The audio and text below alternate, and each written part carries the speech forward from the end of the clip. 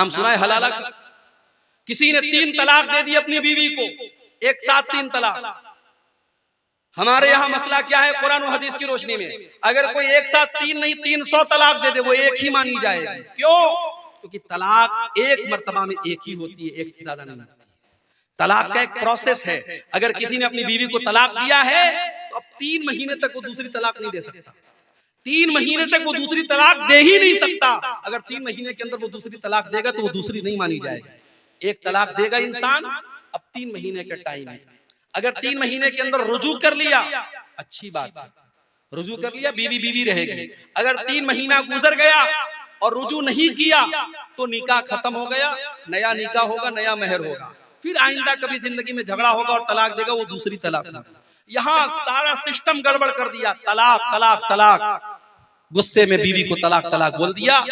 अब अपने मौलवी साहब के पास गया, मौलवी साहब ने कहा हलाला कराना पड़ेगा, हलाला कराना पड़ेगा। और हलाला का तरीका क्या है?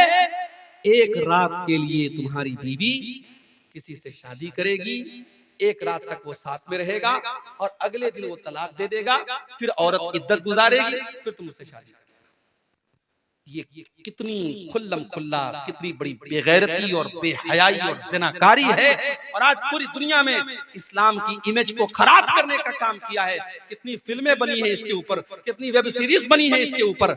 हलाला इतना गंदा काम है मेरे भाइयों। अल्लाह के नबी ने फरमाया लानल्लाहुल मुहल्लिल वल मुहल्लल लहू, हलाला करने वाले पर और हलाला करवाने वाले पर दोनों के ऊपर अल्लाह की लानत हो। और एक और हदीस में अल्लाह के नबी ने फरमाया कि क्या मैं तुमको ऐसे इंसान के बारे में न बताऊं जो किराए का सांड होता है? सहाबा ने कहा अल्लाह के नबी किराए का सांड कौन होता है?